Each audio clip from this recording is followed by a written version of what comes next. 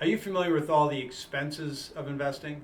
In this video, we'll cover the different costs of investing, including index passive investing, active investing, and buying individual stocks.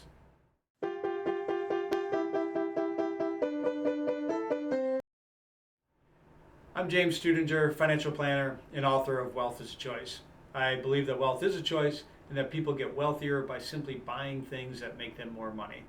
I'm sure you've heard of index investing, which refers to putting your money into a predetermined bucket of investments like the S&P 500. Active investing typically refers to putting your money into something like a mutual fund that has a team of investment managers that are making decisions on which individual stocks or bonds to buy or sell. Buying individual stocks takes it to a more personal level where you are the one that's deciding which individual specific stocks to buy, sell, or hold to help you get your desired rate of return.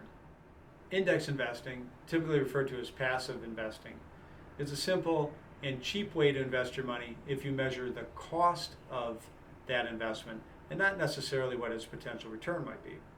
It is obviously much cheaper to buy an investment that is largely managed by a computer that is mirroring an index than it would be to buy an investment that has a team of people behind it that are making decisions throughout the year on what to do with the portfolio. You would consider active investing if you believe that that team of people might be superior to owning the index and that they could make decisions that would be better for investment performance. If you're buying individual stocks, then you believe that you are superior to knowing which stocks are the best ones to own or not to own. And if you look at investment from a pure cost standpoint, this is probably the cheapest way to invest your money. All things being equal, the cost to purchase an investment is completely relevant. However, I evaluate costs to include opportunity and risk. If I'm investing money for many years and I can improve my return by a small margin, then over time, that could lead to tens or maybe even hundreds of thousands of dollars of more return. So from my perspective, the cost of investment isn't just what it costs to buy that investment, but also what I could be losing in potential returns. Here's the tricky part, and why everyone discusses the cost of investing is just the charge of the investment itself. What an investment charge is black and white. It's easy to calculate. If investment A charges 50 basis points or 0.5%, and investment B charges 100 basis points or 1%, then investment A is half the price of investment B. Everybody understands that. It's possible that investment B with a higher charge outperforms investment A and therefore actually earns the person more money in the end. But future returns are always potential, a theory, and therefore can't be calculated until after the fact. To make things more complicated, even if investment B does outperform for a few years, it might not outperform consistently and could underperform for many years.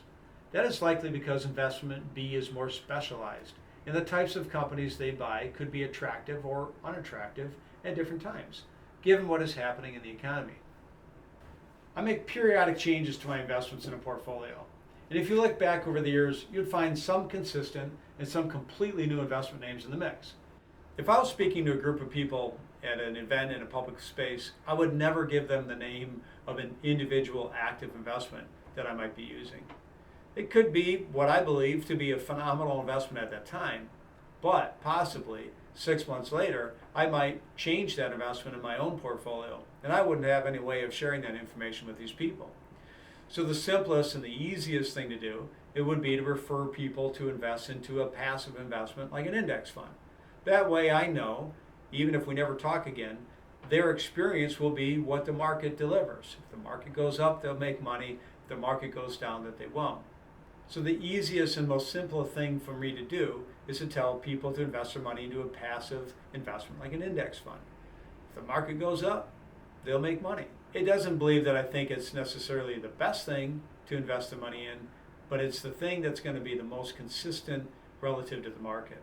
There's a third cost to investing that's even more complicated to measure, and that is, what if you don't invest as much money as you could have throughout life? And that's where individual stocks can really help out. Even if you don't choose the perfect individual stock, having an individual stock can inspire you to invest more money. And the reality is, even if you don't make the perfect investment choices throughout life, and you invest more money more often, you'll probably still end up richer, maybe even millions of dollars richer. In fact, it could be the difference between getting in your 60s and not quite having enough money, or being in your 50s and having more money than you need throughout the rest of your entire life. Individual stocks give people a more tangible connection to their investing than, say, an index fund or XYZ active mutual fund would. For example, people rarely wake up in the morning and say, I am really excited to invest in XYZ mutual fund. But how many times have you found yourself saying, man, I really wish I had bought some particular stock back in the day? You give companies their money all the time when you buy from them. Why not also own a piece of that stock and make money from everybody giving those companies their hard-earned income? How many people subscribe to Netflix, Hulu, Prime Video, Apple TV, or have a Roku? I'm not saying that those are the best companies to own right now, but what I am saying is a really interesting thing happens in our brains when we see ourselves as an investor and not just a consumer spending all of our hard-earned income. So I often encourage people to buy individual stocks and establish a tangible connection with investing money. However, most people's wealth will still be held in mutual funds. So when you don't have an individual stock that you want to buy, then go choose a fund. And if you don't have an active fund that you know you want to buy, then go put your money in a passive index fund. Bottom line is this: if you invest your money more often into good assets, assets that you intend to convert into income, instead of bad assets, assets that depreciate in value or cost money to maintain, then you're likely to become much wealthier. Managing your money should be a fun and liberating experience. Call us if you have any questions or want to discuss your own unique financial situation. I hope you liked this video, and please share it so others can learn the principles as well. Ta-da!